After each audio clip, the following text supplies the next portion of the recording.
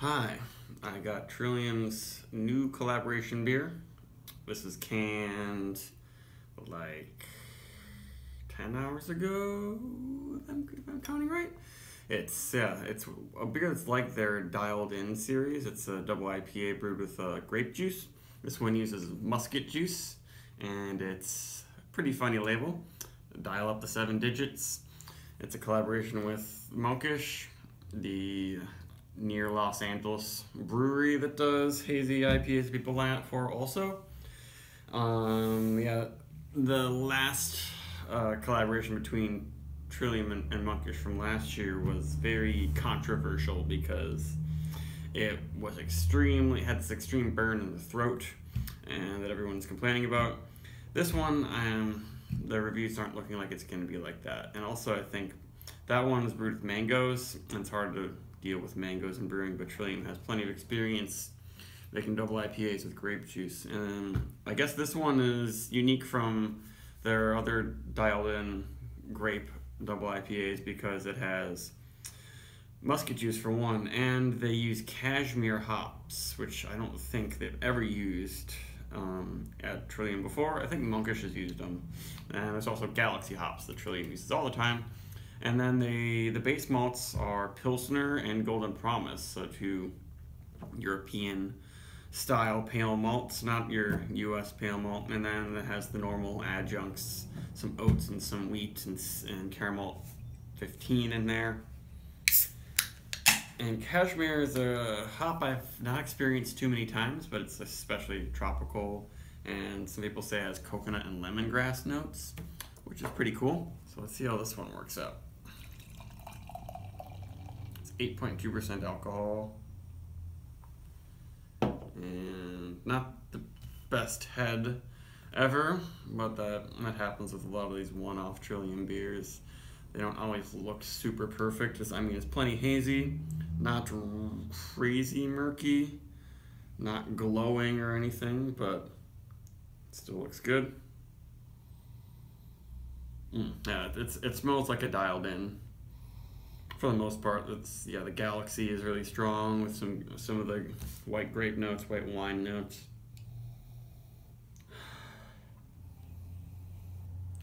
Definitely pretty tropical too, but yeah, I'm really noticing the grape juice on this one. I guess I've aged some dialed ins and had them that when they were like, closer to a month old, and I remember thinking that maybe the hops had dropped off a little bit after that point, and the wine seemed stronger, so I think it's good to drink these ones fresh. But yeah, it actually smells like white wine a lot in the aroma. And there's, I guess, lots of candied, light, spritzy citrus things going on. Pineapple, I guess it smells like a white sangria, is what people would say. I'm not necessarily getting coconut in particular or lemongrass, but maybe sort of. There's a lot of stuff going on in this beer.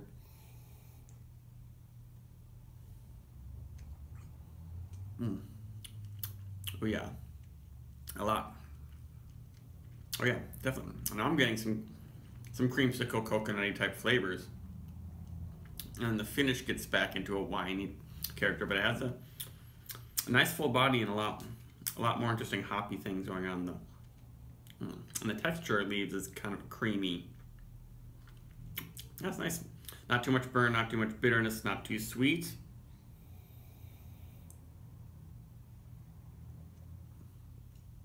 Yeah, I think I might like the flavor more.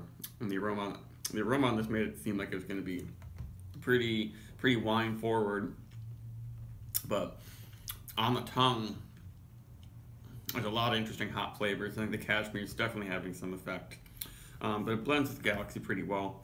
It has all these like tart tropical fruits going on. It's not super sweet. It doesn't taste like pineapples and peaches and syrup like I describe a lot of the juicy IPAs.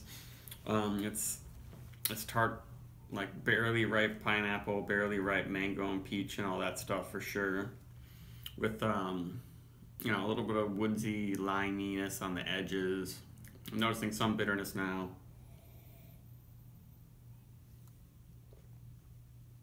I'm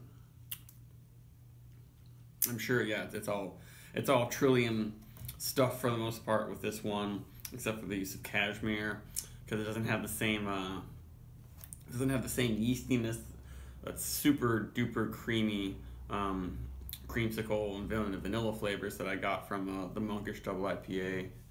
I used to have had two, but one of them was really good. I think I got Jello's Jiggling. I did a review of that one. And this has a nice tart bite to it. I think the grape juice is also making the fruit seem a little bit less ripe. It's actually adding a little bit more acidity than there normally would be in a Trillium beer.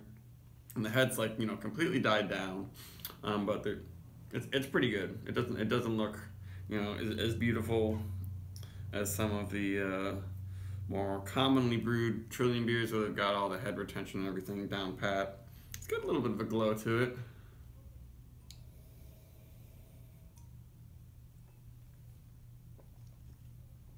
I know that musket juice is one that they've used in their dialed ins, and maybe musket juice is a little bit like softer and fruitier and more has other fruity flavors besides like a really strong white wine character to it.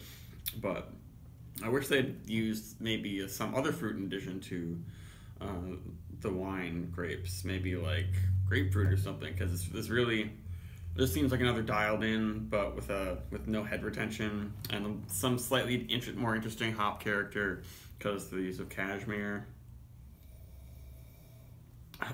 But it's not like that wildly different from most of Trillium's beers, which with a collaboration usually hope that there's going to be something really interesting about it. But maybe this time when they collaborated with Monkish, they wanted to stay a little bit safer so they wouldn't have kind of a near disaster beer like their last one. But this is one that white wine drinkers will like. I wish they had just maybe used no wine grapes in this one, because it's pretty winey, but I am enjoying picking out some of the really unique hop characters. Like there was this creamsicle coconutty thing for sure happening in the mouth and on the tongue. I'm getting a little bit of a lingering vanilla type thing, which is what I love about a lot of Trillium's beers. They have all this, sometimes I describe it as birthday cake or something. This flavor doesn't even seem like it should be in a double IPA. I don't know how it gets there because they don't add vanilla or lactose to their beers, at least not yet. At least to their IPAs. They've used lactose and vanilla in plenty of other stouts. And the aroma isn't gigantic in this. It's clear though. And it's a pretty clean finish. I'm not getting any off flavors. Like there's almost no green hop character to it actually. I didn't mention that. And no onion, no garlic, no funky stuff going on at all. Like very, very, very fruity, which I like usually, but I'm just not a huge wine fan. This is great, and I think Dialed In is a really interesting series, and what they're doing with IPAs and grape juice is pretty unique. I don't know anyone who's really delved into experiments with that like Trillium has, and I haven't had one Dialed In that was like a failure or anything. But it's just not my favorite. I give it 4.25, I guess. But it might be better than the other Dialed Ins, perhaps. But I guess I'll return to this in a little while and see what happens if the hops drop off or the wine flavor drops off first. But it's good. It's kind of crazy that it sold out in just a few hours today.